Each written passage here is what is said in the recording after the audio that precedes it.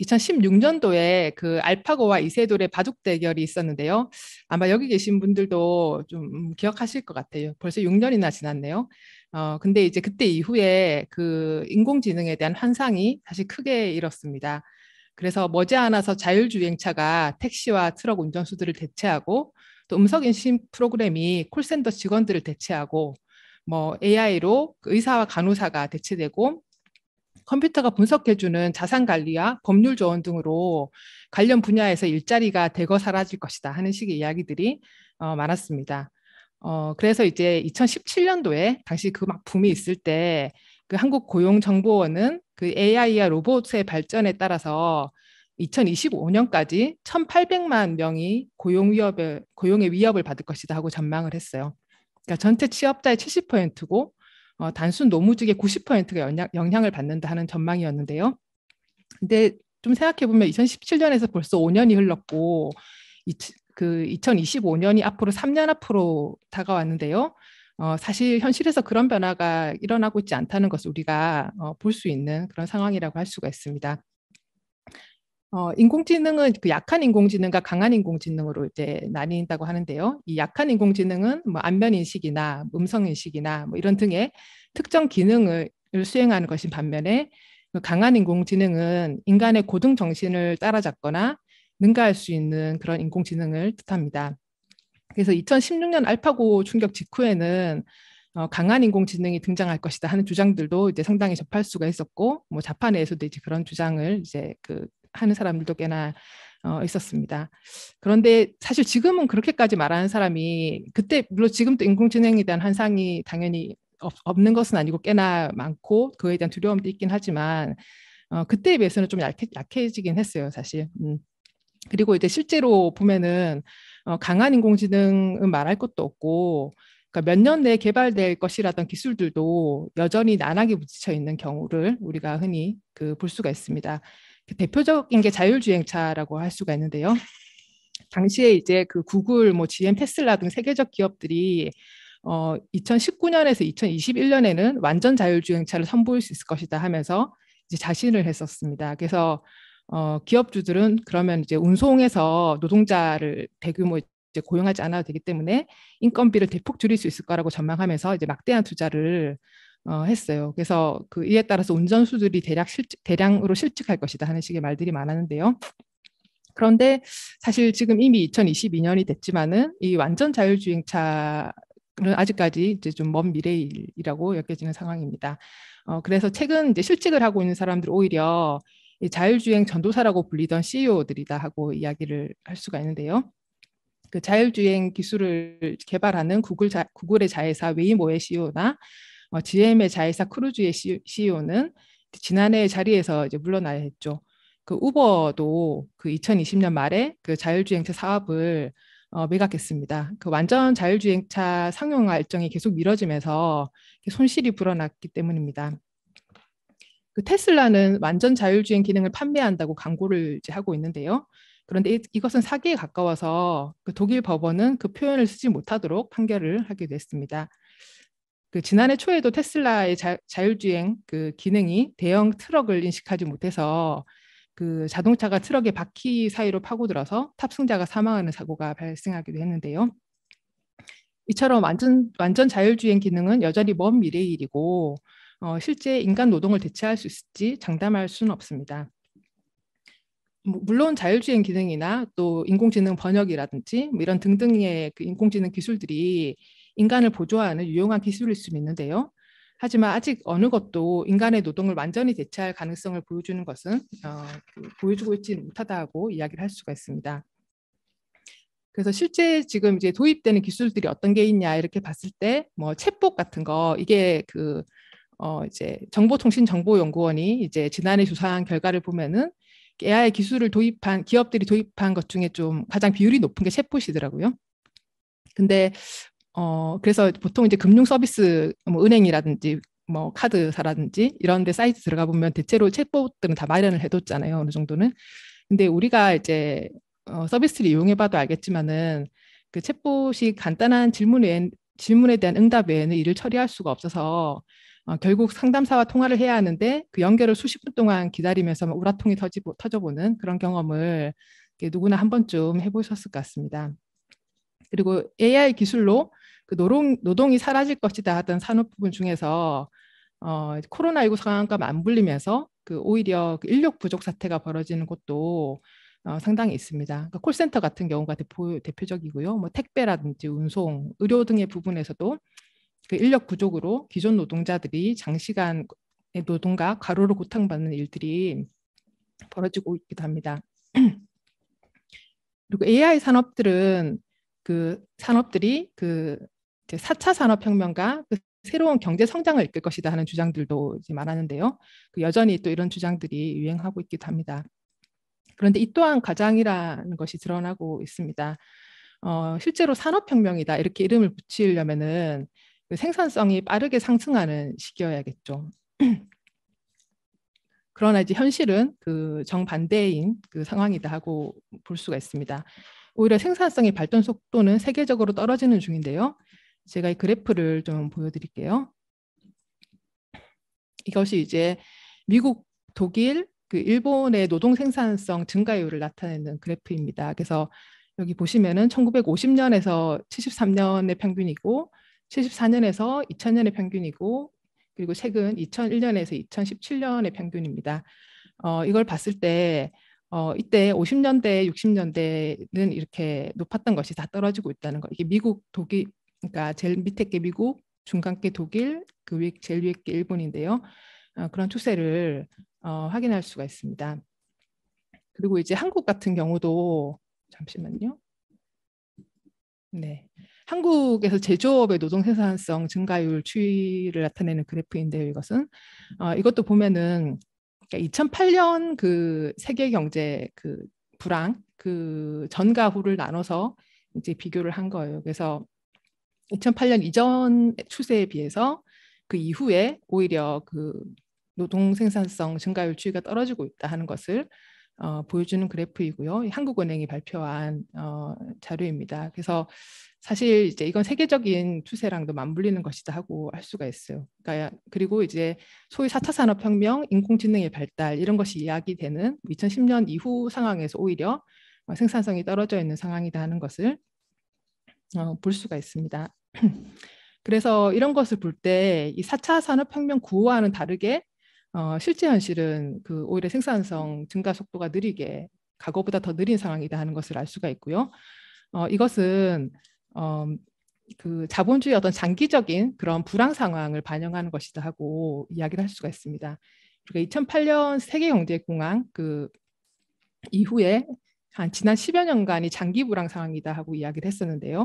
그러니까 자본주의에서 그 이윤율이라고 하는 것이 장기적으로 저하하면서 그 이윤율이라고 하는 것은 그런 자본가들이 이제 돈을 빌려서 사실 그 투자를 해서 투자를 하는데 그 투자는 이윤을 벌기 위해서 투자를 하잖아요. 그래서 이제 투자한 돈 대비 벌어들인 이윤을 이윤율이라고 하는데요. 그래서 이 이윤율이 높냐 낮냐에 따라서 그 자본주의에서 투자가 좀 더 활발해지고 그래서 경제가 호황으로 가느냐 아니면 불황으로 가느냐 하는 데서 중요한 영향을 미치는 요소다 할 수가 있습니다. 그런데 그 세계적으로 봤을 때 장기적으로 이 이윤율이 추락해온 그런 경향이 있고 그리고 그런 이제 상황 속에서 이 그 장기적으로 투자율도 떨어져 온 그런 상황입니다.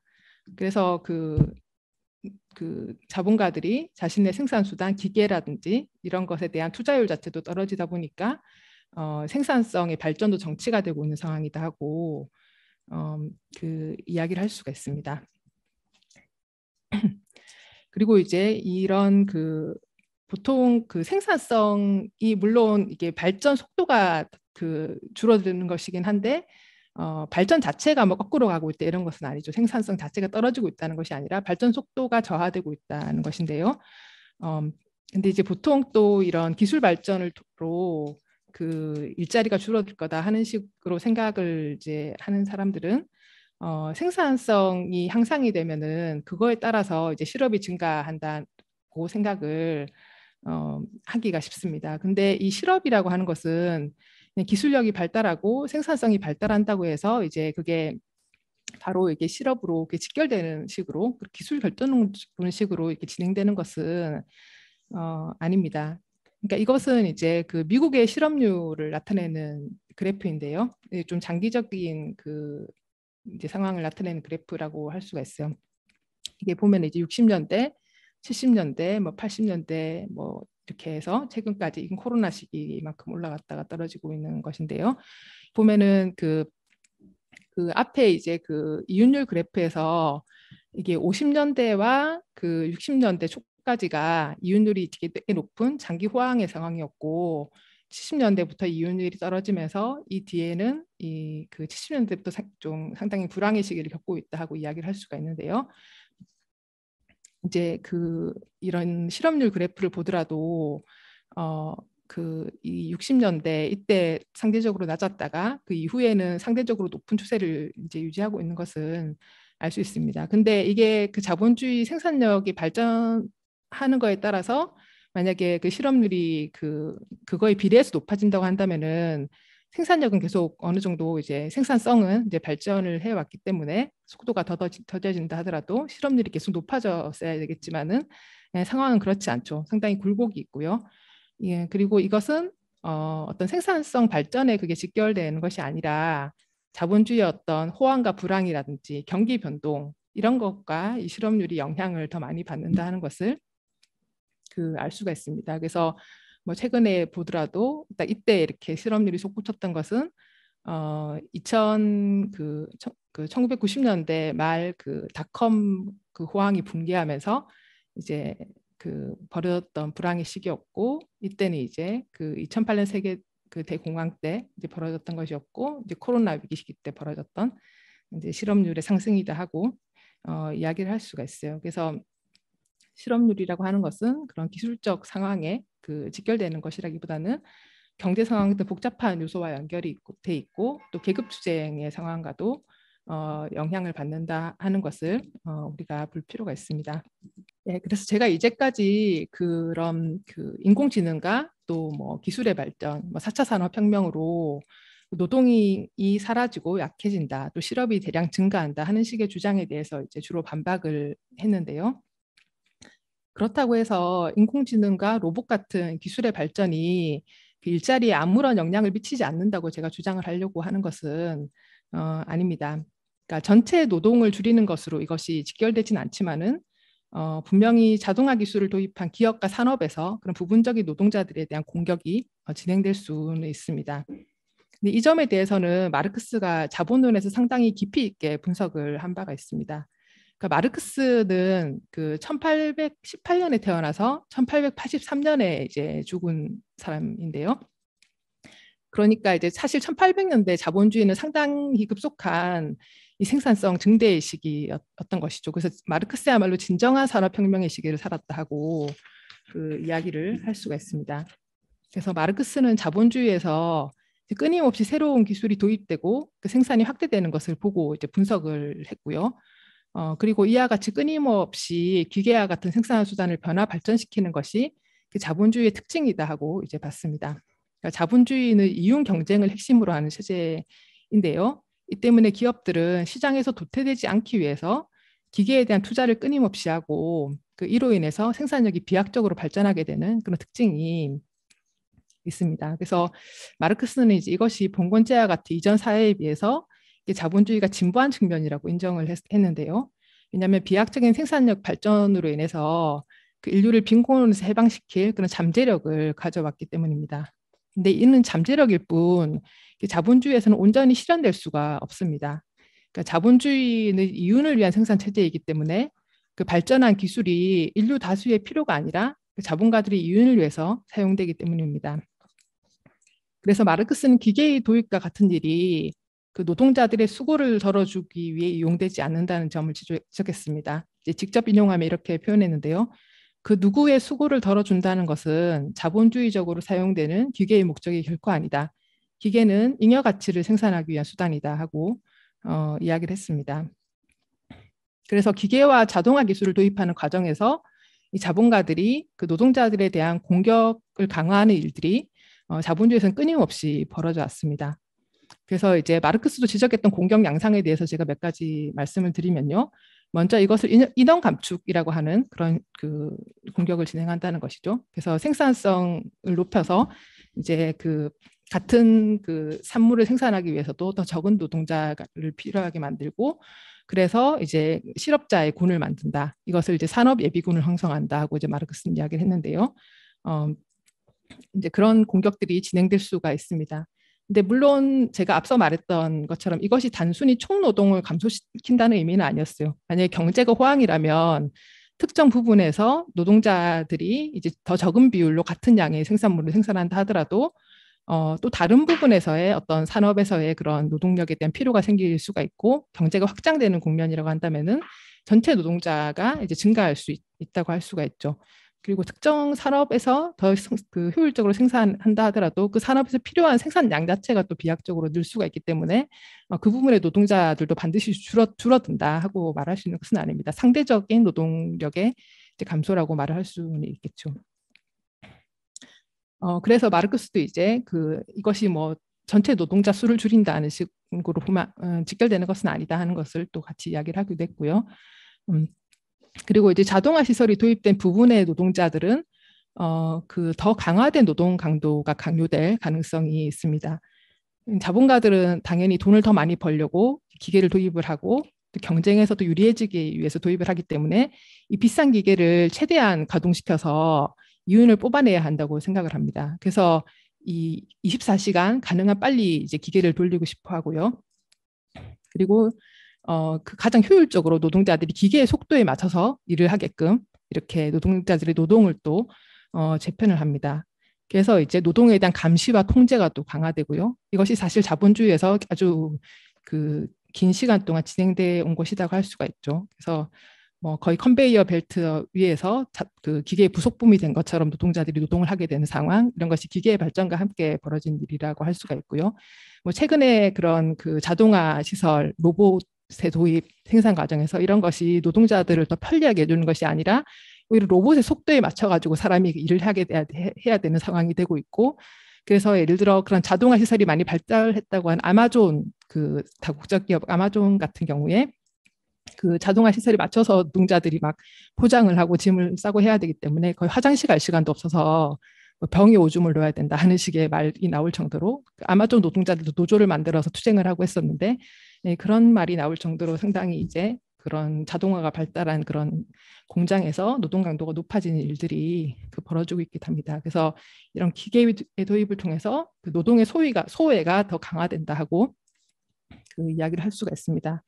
그래서 한쪽에서는 장시간 또 고강도 노동으로 가루살을 하는 노동자들이 생기고, 또 다른 쪽에서는 또 실업자가 양산되는 이제 이런 그 굉장한 모순이 벌어지는 것입니다. 그래서 이것이 바로 자본가들이 원하는 생산성 향상의 결과다 하고 이야기를 할 수가 있습니다. 그리고 마르크스는 이런 그 자본주의에서 기계와 같은 생산 수단에 더 많이 투자하는 경향이 낳는 경제적 효과에 대해서도 중요한 지적을 했습니다. 왜냐하면은 이것이 바로 앞서서 제가 이제 자본주의의 경기 순환에서 중요한 그 영향을 미친다고 했던 이윤율의 문제에 영향을 미친다는 것인데요. 이윤율이 저하하는 경향을 낳게 되는 요소라는 점을 말한 것입니다. 그러니까 그 노동 과정에서 그 살아있는 노동자들의 노동이 가치를 생산하는데 핵심적인 요소인데요. 근데 이런 살아있는 노동자들에 대해서 이제 죽은 노동이라 할 수 있는 기계에 대한 투자 비율이 더 높아지면서 이제 벌어들이는 잉여 가치 비율이 줄어든다 하는 것이 이윤율 저하 경향이라고 할 수가 있어요. 그래서 이런 기계에 대한 생산 투자에 대한 투자 비율이 높아지면서 이런 이윤율이 장기적으로 저하하는 경향이 있고, 이런 것이 갈수록 그 불황을 더 심화시킨다 하는 이제 그런 측면도 지적을 했습니다. 그래서 경쟁적 축적이라고 하는 자본주의 핵심 동학이 자본주의 체제 자체에 걸림돌 작용을 한다는 이제 지적을 했고, 그래서 뭐 자본의 한계는 자본 그 자체다 하는 지적이 바로 여기서 나온다고 할 수가 있는데요. 자본주의가 근본적인 문제가 있는 체제다 하는 점에 대한 경제적 분석이다 하고 말할 수가 있습니다. 그런데 자본주의가 이처럼 그 상대적으로 더 적은 노동력으로 더 많은 것을 생산하는 경향이 있다는 것 자체가 그 체제를 변화시킬 노동자들의 잠재력이 사라지고 있다는 그런 의미는 아닙니다. 그 생산이 핵심적으로 노동자들에게 의존한다는 그런 근본적인 특징은 변하지 않았습니다. 그래서 노동자들에게는 여전히 이제 투쟁을 할 잠재력이 있는데요. 그래서 오히려 로봇과 첨단 기술이 많이 도입돼서 그 노동자 1인당 생산성이 높은 산업일수록 그 파업으로 이윤에 타격을 가할 잠재력도 늘어난다 하고 말을 할 수가 있습니다. 제가 이전에 그 부산에 있는 르노 삼성이라고 하는 공장 이제 노동자 파업 투쟁 연대를 해본 적이 있었는데요. 굉장히 효율화된 공장이에요. 왜냐하면 다른 이제 현대차나 뭐 여러 좀 더 큰 공장들은 라인이 여러 개가 있어가지고 차종들을 이제 한 라인에서 컨베이어 벨트 라인이라고 하는데 컨베이어 벨트 라인에서 한 뭐 두세 개 정도를 이제 번갈아 조립을 한다고 한다면은 르노 삼성은 컨베이어 벨트 라인이 하나밖에 없는 거예요. 하나밖에 없는 곳에서 르노 삼성에서 만드는 모든 차를 다 조립해요, 노동자들이. 굉장히 노동 강도가 세고 노동 그 숙련도도 많이 필요한 것인데 근데 이제 그러다 보니까 노동자들이 파업 효과가 굉장히 좋은 거예요. 그 라인을 하나만 세우면 되기 때문에 또 노동 강도가 굉장히 높기 때문에 몇 명만 빠져도 파업이 되는 거예요. 그러니까 생산이 돌아가지가 않는 거예요. 그래서 굉장히 이런 식으로 그 소수 노동자로 많은 것을 생산하는 공장에서 파업 효과가 굉장히 좋구나 하는 걸 제가 느낄 수가 있었는데요. 그러니까 그만큼 그 이윤에 타격을 가할 노동자들의 잠재력도 그 잠재력은 줄어드는 것이 아니다 것을 우리가 확인할 수가 있다고 생각합니다. 그리고 신기술이 도입되는 부분에서 또 이제 어떻게 대응하느냐에 따라서 이것을 그 막을 가능성도 있습니다. 노동자들의 처지 악화되는 것으로 이제 신기술 도입이 곧장 이어지는 것을 이제 막을 잠재력도 있습니다. 그 예를 들어 이제 2019년에 그 문재인 정부가 그 이제 톨게이트 노동자 1,500명을 해고를 했던 이제 그런 일이 있었어요. 그러니까 공공부문 비정규직 그 직접 고용을 공약을 했었지만은 직접 고용을 하지 않고 자회사로 이제 가라고 하니까 이거를 거부하자 이제 그 노동자들을 해고를 한 것이었는데요. 근데 이제 그때 또 해고의 하나의 명분이 그러니까 그 톨게이트를 자동화해서 더 이상 노동자들이 별 필요 없다 뭐 하는 이제 스마트 톨이었던 기술이었는데 이제 그런 거를 이제 근거로 들면서 또 이제 해고를 했습니다. 근데 이 노동자들이 굉장히 200여일간 막 농성도 하고 막 엄청 이제 그 끈질기게 이제 싸우고 이제 했던 끝에 결국 이런 해고를 철회시켰어요. 그래서 어떤 식으로 이제 투쟁을 하느냐에 따라서 그런 기술 도입이 곧장 노동자들의 그런 처지 악화로 이어지는 것을 막을 잠재력이 있다는 것을 우리가 좀 볼 필요가 있다고 생각을 하고요. 또 뭐 그런 아마존이나 구글이나 또 그 플랫폼 노동자들 이런 노동자들도 신규로 노조를 만들어서 싸우는 그런 그 소식들도 우리가 접할 수가 있습니다. 근데 저는 이제 지금 좌파들의 주장을 잠깐 보면 적지 않은 좌파들도 이런 그 AI 기술의 발전과 또 4차 산업혁명이라고 하는 그 과장을 좀 동의를 하면서 이 노동이 사라지거나 약화될 거다 하는 전망을 받아들이는 그런 경향이 있습니다. 이런 전망 탓에 인력 감축이나 노동 강도 강화, 또 노동 유연화 같은 공격에 제대로 맞설기 힘들다는 그 비관주의에 빠지기도 쉽고요. 그래서 더는 뭐 산업 현장에서의 임금 인상이라든지 해고 반대 이런 거를 강조하기보다는 그것과는 떨어져서 기본소득 같은 거를 대안으로 이제 이야기를 한다거나 아니면은 또 일부 노조 지도자들처럼 그 지뢰 양부교섭에 나서는 그러니까 그 노동자들이 처지악한 불가피하다 하는 비관적인 생각 속에서 양부교섭에 나서는 그런 경우도 있습니다. 그러나 AI 기술 발전의 효과를 과장하고 이 두려움을 부추기는 것은 그 노동자들의 자신감을 키우는 데 도움이 되지 않습니다. 그 노동자들이 집단적으로 투쟁할 수 있는 잠재력에 주목하고 그 가능성을 현실화시키기 위해서 노력하는 것이 중요하다고 생각합니다. 오늘날 그 기술 발전은 그 인류가 지금보다 훨씬 나은 사회를 건설할 잠재력이 있다는 것을 보여줍니다. 그 노동으로 힘겨운 노동의 일부를 대신하고 여가를 늘려서 창조 활동의 그 기회를 키울 수 있습니다. 또 이제 정보통신 기술은 생산과 분배 그리고 사회의 운영을 민주적으로 토론해서 계획할 수 있는 능력을 높이는 데도 사용할 수가 있습니다. 그런데 자본가들이 생산수단을 지배하는 사회에서는 이런 혁신 기술이 평범한 사람들의 삶을 개선하기보다는 노동자들에 대한 감시와 통제 강화, 실업 우려 키우기, 불평등 증가로 이제 이어지고 있습니다. 그래서 바르크스는 이제 이런 문제를 이제 그 기계 자체가 아니라 이런 식의 문제는 기계 자체가 아니라 기계의 자본주의적 사용으로부터 나온다 하고 이야기를 했는데요. 그래서 이제 이런 진정한 어떤 생산성력 발전의 잠재력 이런 것을 실현시키려면은 이런 자본주의적인 생산 관계를 바꾸는 것이 근본적으로 중요하다고 생각합니다. 이윤이 아니라 인간의 필요가 생산의 목적인 사회를 건설하고 또 노동자들이 민주적으로 사회를 운영할 때 그 자본주의가 발전시킨 고도의 생산 능력을 비로소 다수의 필요를 위해 사용할 수 있을 것이다 하고 생각합니다. 네, 정리하겠습니다.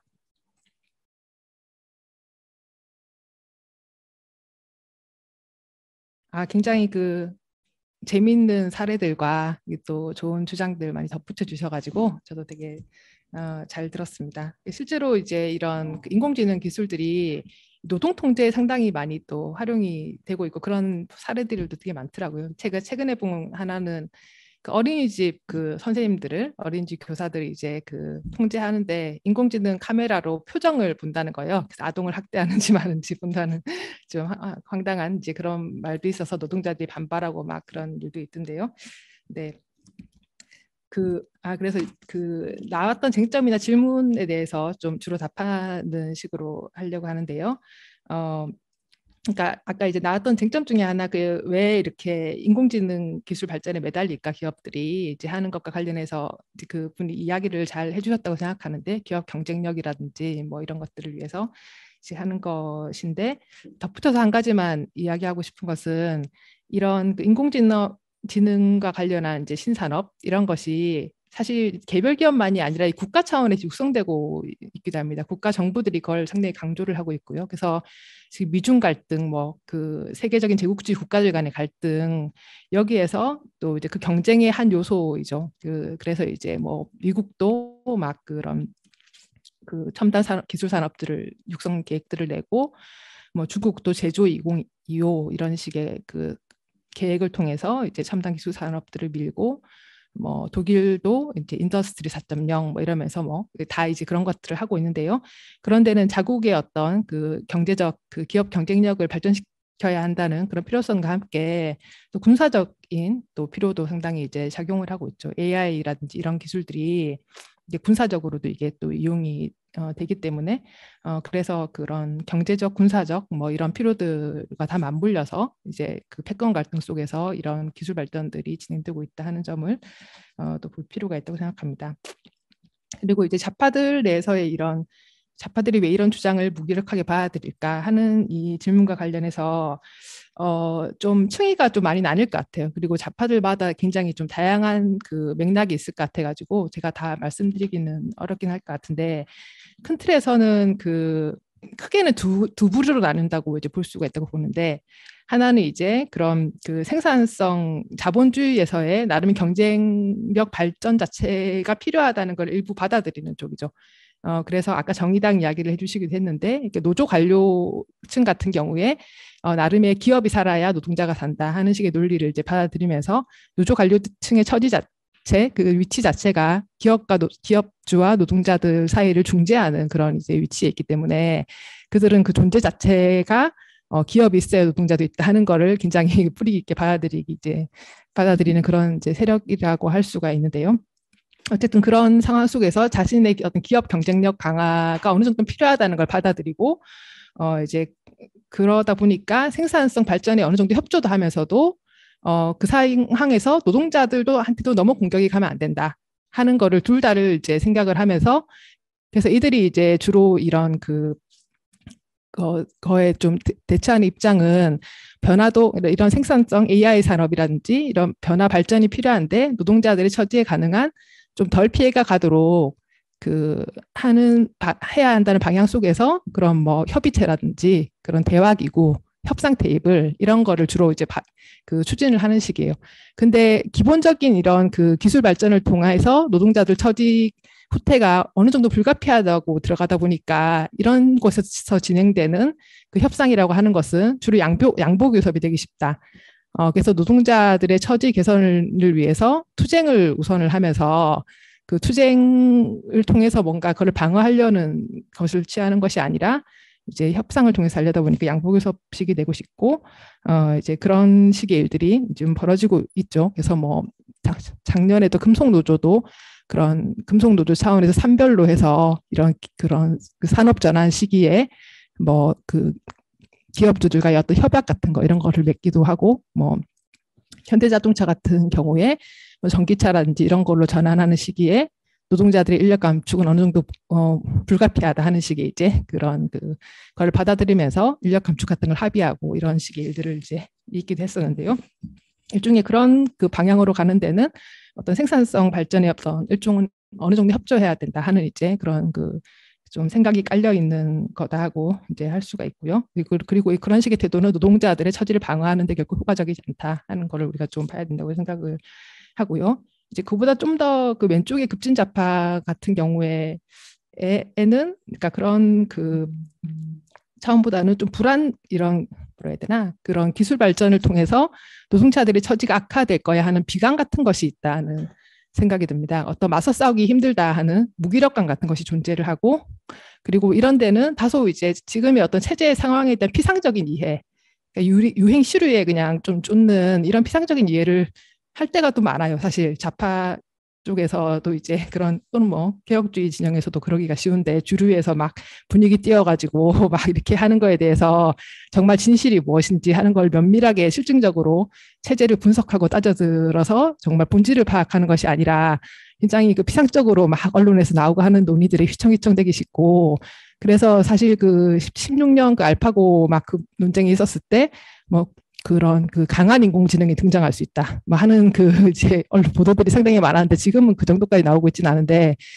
근데 막 그 뭐 예를 들어 뭐 변혁당에서 냈던 그런 변혁 정치라든지 뭐 등에서도 뭐 이제 그런 강한 인공지능이 뭐 실제로 등장할 수 있다 하는 식의 어떤 두려움 같은 것들을 막 이제 받아들이는 그런 글 같은 것이 실리기도 했었어요. 그래서 다소간 그런 피상적인 이해 속에서 좀 그 두려움과 무기력감 뭐 이런 걸 표현하는 이제 그런 것이었다는 생각도 드는데요. 어쨌든 그런 식의 어떤 그 피상적으로 보는 것이 아니라 제대로 된 분석이 필요하다고 생각을 하고요. 또 다른 어떤 좌파 같은 경우에는 뭐 이런 체제 폭로와 선전을 위해서 이제 이거를 좀 주로 또 활용하는 어떤 그 자본주의가 이렇게 그 노동자들에게 계속해서 고통을 가하는 체제야. 그런 기술 발전을 통해서 노동자들을 점점 더 일자리에서 내쫓고 굉장한 해악적인 체제야 하는 거를 이제 폭로를 하는 걸로 주로 이제 활용을 하는 그런 좌파도 있어 보이는데, 근데 사실 어떤 저항을 우리가 고물하려면은 이제 그런 그 폭로만으로는 충분하지 않다고 보거든요. 그리고 그런 폭로도 사실 그런 실제 현실에 기반을 해야 되는 건데 현실과 맞지도 않고 사실 그런 식의 그것은 노동자들한테 무기력함을 조장할 수도 있죠. 노동자들이 실제 가지고 있는 잠재력에 비해서 자신의 힘이 훨씬 더 약하다는 식의 생각을 조장할 수가 있기 때문에 우리는 그렇게 가서는 안 된다고 생각을 하고 실제 자본주의 체제에서의 노동자들의 어떤 잠재력과 어떤 가능성 이런 것에 대해서 또 주목을 할 필요가 있고 진정한 문제는 기술 그 자체로 결정되는 것이 아니라 실제로 운동 계급 투쟁을 어떻게 더 전진시킬 것인가 하는 그런 이제 전술과 전략 이런 문제들이 중요하다는 점에 대해서 또 필요가 있다고 생각을 합니다. 그래서 다른 한 분이 이제 그런 해고 실제로 그 기술 그 불황의 시기 때 그런 이제 해고라든지 이런 노동자들의 문제를 어떻게 대응해야 할까 하는 이제 그런 그 질문을 해주시기도 했는데요. 실제로 이런 거를 참 이게 구체적으로 개별 그 기업들의 사례 같은 것에서 보면은 굉장히 그 개별 사례별로 개별 자본가들을 폭로할 게 상당히 많죠. 예, 따지고 들어보면 그냥 기술 발전 때문에 어쩔 수 없어. 뭐 이런 또 산업이 어려워서 어쩔 수 없어. 물론 그런 조건이 어느 정도 존재를 한다 하더라도 그럼 그 상황에서 그 기업의 자본가를 뭐 했냐 이렇게 봤을 때 최대한 자기 거는 챙기면서 노동자들한테 그 고통을 다 전가하려는 식의 행동을 대부분의 자본가가 하거든요. 그래서 뭐 예를 들어 현대차에서 아까 말했던 뭐 전기차로 전환해야 되고 뭐 기업이 어렵기 때문에 노동자를 뭐 수만 명 앞으로 몇 년 감축할 거다 이런 합의를 하지만은 사실 현대차에서 그 오너 CEO는 얼마나 많은 이윤을 챙겨가고 있습니까? 역대 최대의 막 이윤을 거두고 그 뭐 지난해 코로나 상황에서도 배당금 같은 건 엄청나게 챙겨가고 하는 식의 일들이 이제 벌어지고 있고 뭐 기술 발전과 관련한 것은 아니고 코로나로 인해서 이제 위기에 처했던 그런 이스타항공 뭐 같은 경우에도 이상직 같은 경우에는 상당한 그 수십억 같은 걸 이제 뒤로 빼돌리고 뭐 자녀들한테 막 엄청나게 또 돈을 이제 막 몰아주고 하는 식의 어떤 부패를 저지르면서도 노동자를 위해서는 고용유지지원금 같은 것도 제대로 신청하지 않고 있는 제도도 활용하지 않고 이제 하는 식의 어떤 문제들이 있고 그런 점에서 아마 개별 기업의 개별 해고 투쟁으로 접근하자면은 그런 그 자본가를 폭로할 만한 그런 소지와 거리는 분명히 꽤나 많을 것이고 그리고 이제 그런 그 실제로 그 부도가 나거나 노동자 해고가 진행되는 기업들에서는 그런 이제 그런 그 문제를 일으킨 자본가들은 이제 그 나가라고 하고 그런 기업은 이제 그 국유화를 해서 노동자들이 일자리와 그 노동 조건을 방어해야 된다 하는 요구를 우리가 제출하는 것도 중요하다고 이제 생각을 합니다. 왜냐하면 국가가 그 상당한 이제 재원을 가지고 있고 경제 위기 시기 때 기업들한테 엄청나게 퍼주는 걸 우리가 봤잖아요. 그렇다면 그 돈을 노동자들의 어떤 고용과 그 임금을 그 노동 조건을 위해서 쓰라고 이제 요구를 그 할 수가 있는 것이고 이제 그런 방향으로 이제 투쟁을 할 필요가 있고, 그러니까 그런 그 요구를 성취하려면 상당한 수준의 투쟁과 함께 연대가 또 강화가 돼야겠죠. 정치적으로 그래서 투쟁을 확산하기 위한 노력들 이런 것이 중요할 것이다 하고 생각을 합니다. 네, 그런 과정에 함께 우리가 앞으로 해나갔으면 좋겠습니다. 네.